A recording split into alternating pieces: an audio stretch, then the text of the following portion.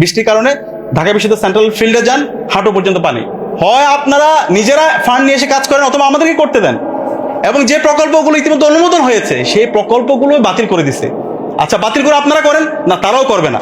এই যে আমরা 2 কোটি টাকা ফান্ড নিয়ে আসছি, আজকে প্রায় 6 মাস ধরে আমরা এটা নিয়ে কথা বলতেছি, কিন্তু এখন তারা নিজেরাও করবে না, আমাদেরকে করতে দিবে না। এটা কোন ধরনের হিপোক্রেসি?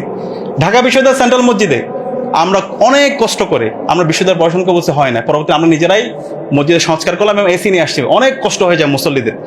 সে এসি আমাদেরকে বলা হয়েছিল 1 মাসের মধ্যে সেটা এসি ইলেকট্রিসিটি কানেক্ট করা হবে। এবং আজকে যিনি অন্তর্বর্তীকালীন সরকারের সাবেক ধর্ম উপদেষ্টা, উনি আমাদের উদ্বোধন অনুষ্ঠানে ছিলেন, সাবেক বিসি ছিলেন। কিছুদিন আগে প্রেস রিলিজ দিয়ে বলা হয়েছে নাকি এটা আমরা অনুমোদন ছাড়া এটা আমরা করছি, কিন্তু যে প্রোগ্রামে বিসি উপস্থিত ছিল উদ্বোধনের সময় এবং সেটা সম্পূর্ণ আমাদের রেজুলেশন আছে, মিটিং হয়েছে, কিন্তু এরপর এখন বলতেছে সম্পূর্ণ অস্বীকার করতেছে। তো এই যে হিপোক্রেসিগুলো আপনারা করতেছেন, জাতির সাথে আপনারা যে দ্বিচারিতামূলক আচরণ করতেছেন, এটা এর মাধ্যমে নিজের পায়ে নিজে কোড়াল মারতেছেন।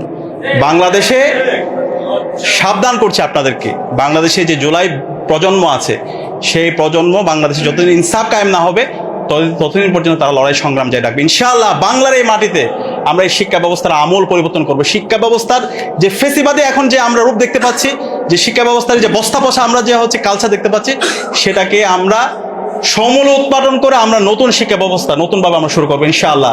বাংলাদেশে যেদিন জনতার সরকার প্রতিষ্ঠা হবে, যেদিন ইনসাফ বিজয় হবে, ইনশাআল্লাহ আমাদের এই শিক্ষা ব্যবস্থার আমরা আমূল পরিবর্তন করে আমাদের এই বাংলাদেশকে একটা অনন্য উচ্চতা আমরা নিয়ে যাবো ইনশাআল্লাহ। ঢাকা বিশ্ববিদ্যালয় কেন্দ্রীয় মসজিদ 65 বছরে সেটা সংস্কার হয় নাই, সেটা আমরা সংস্কার করেছি এবং সেটার আরো অধিকতর উন্নয়নের জন্য আমরা সেটার জন্য কাজ করছি। ক্যাম্পাসের সামগ্রিক নিরাপত্তার জন্য প্রত্যেকটা জায়গায় সিকিউরিটি গার্ড স্থাপন করার জন্য আমরা ফান্ড নিয়ে এসেছি।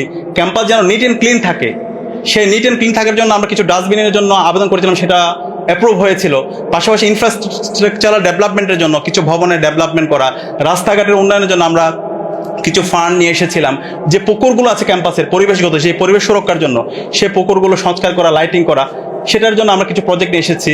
কম্পিউটার ল্যাব স্থাপন প্রত্যেকটা হলে যেন শিক্ষার্থীরা, বর্তমান যুগটা হচ্ছে টেকনোলজির যুগ, শিক্ষার্থীরা যেন বিভিন্ন প্রযুক্তির মাধ্যমে নিজেদেরকে উৎকর্ষ সাধন করতে পারে, নিজেদের সফট স্কিল ডেভেলপমেন্ট করতে পারে, সেরকম কিছু ফান্ড নিয়ে এসেছিলাম। কিন্তু দুর্ভাগ্যের বিষয়, নতুন সরকার আসার পরে সবগুলো প্রজেক্টগুলো তারা বাতিল করে দিচ্ছে। বা এটা কি শিবিরের বা মানে হচ্ছে প্রকল্প, নাকি এটা জামাতের প্রকল্প, নাকি এটা শিক্ষার্থীদের প্রকল্প?